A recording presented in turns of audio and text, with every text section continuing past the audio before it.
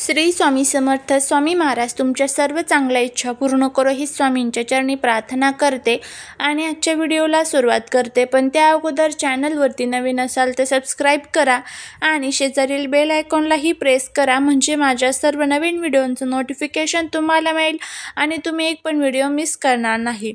शनी जयंती ही सूर्यपुत्र शनिदेवाची जयंती असते. पंचांगानुसार शनी जयंती दरवर्षी वैशाख महिन्यातील कृष्ण पक्षातील अमावस्येला साजरी केली जाते. कॅलेंडरनुसार हा जो दिवस आहे 2024 मध्ये 6 जून रोजी आहे. तर भगवान शनी हे सूर्यदेवांचे पुत्र असून छाया देवी आणि यम व यमुना ही त्यांची भावंड आहेत.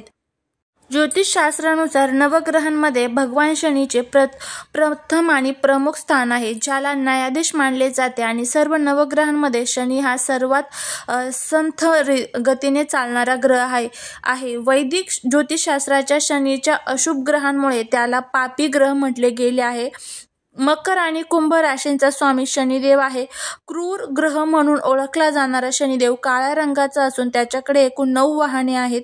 असे मानले जाते की जर शनीची दृष्टी एखाद्या व्यक्तीवर पडली तर सामान्य परिस्थितीतही ती व्यक्ती अशुभ ठरते, परंतु शनिदेव नेहमी लोकांचे वाईट करत नाहीत.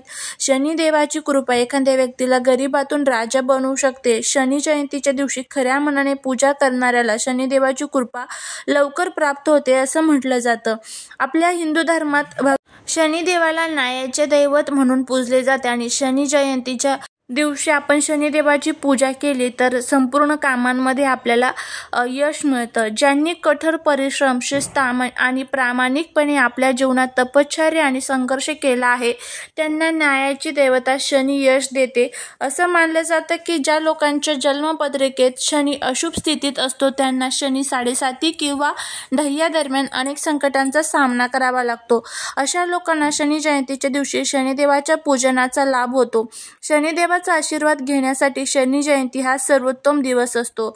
शनी हा पश्चिमेचा देव मानला जातो आणि ज्याला सौरी, मंदा, नील, यम, कपिलक्ष आणि छटा, सुनू इत्यादी नावांनी ओळखले जाते.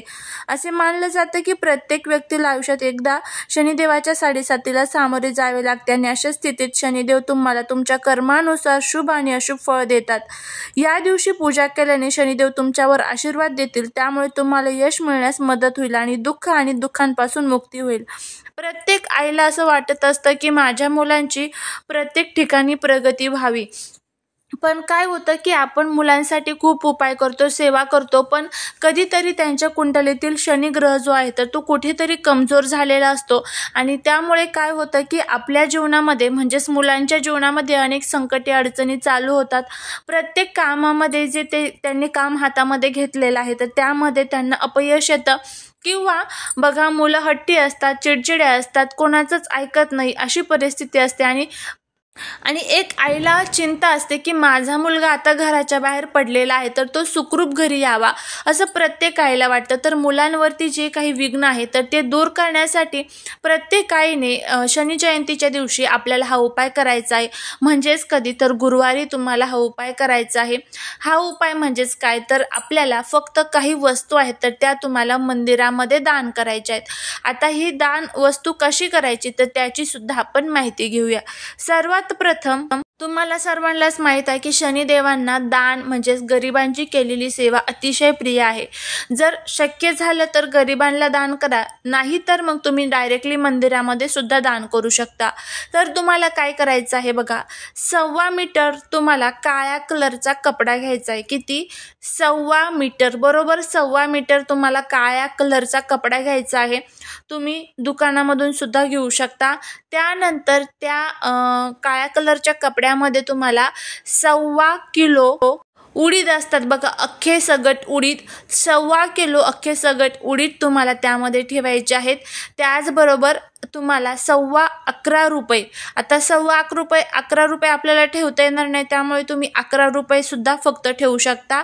त्यानंतर त्याच्याबरोबर तुम्हाला तीळ ठेवायचे आहेत, काळे तीळ जे असतात बघा ते ठेवायचे आहेत आणि तुम्हाला खडे मीठ सर्वांनाच माहीत आहे, तर ते 1 किलोच्या प्रमाणामध्ये ठेवू शकता. आता हे सर्व जे प्रमाण आहे तर ते 1.25 किलोचं पाहिजे. पण आपल्याला आता सध्या एवढं 1.25 किलोचं प्रमाण जर घेणं शक्य नसेल तर तुमच्या यथाशक्ती तुम्हाला जमेल त्या प्रमाणामध्ये तुम्ही घेऊ शकता. फक्त आता दक्षिणा जी आहे तर ती ₹11.25 आपल्याला ठेवता येणार नाही, त्यामुळे तुम्ही ती फक्त ₹11 ठेवली तरी चालेल. बाकीचं सर्व साहित्य हे 1.25 किलोच्या प्रमाणामध्ये तुम्ही ठेवू शकता. नाही शक्य तर तुम्ही तुमच्या इच्छाशक्तीने ठेवू शकता. त्यानंतर तुम्हाला ही जी पोटली आहे तर तुमच्या मुलं जे असतात ना तर त्या मुलांच्या डोक्यावरनं तुम्हाला 5 वेळेस फिरवायचे आहे आणि त्यानंतर तुम्हाला शनिदेवाच्या मंदिरामध्ये जायचं आहे. शनिदेवाच्या मंदिरामध्ये गेल्यानंतर तुम्हाला अगोदर शनिदेवांवरती तेल वगैरे अर्पण करायचं आहे, रुईच्या पानांची माळ घालायची आहे आणि त्यानंतर तुम्हाला शनिदेवांच्या मंदिरामध्ये तुम्हाला ही पोटली तिथे दान करायची आहे. आता तुमच्या आजूबाजूला जर एखादा गरीब व्यक्ती असेल तर त्याला सुद्धा तुम्ही दान करू शकता, तो जर घेत असेल तर. नाहीतर शनिदेवाच्या मंदिरात तिथे ठेवायचं आणि त्यांना प्रार्थना करायची आहे की ह्या ज्या वस्तू आहेत तर त्या मी माझ्या मुलांसाठी इथे दान केलेल्या आहे. माझ्या मुलांवरती कोणत्याच प्रकारचे संकट, दुःख, अडचणी येऊन देऊ नका. त्यांची प्रत्येक क्षेत्रात प्रगती होऊ द्या. त्यांच्या मनात ज्या काही इच्छा आहेत त्या इच्छा पूर्ण होऊ द्यात. सर्वात महत्त्वाचं त्यांच्या प्रत्येक संकटांपासून त्यांचं रक्षण आणि संरक्षण करा, अशी आपल्याला त्यांना प्रार्थना करायची आहे.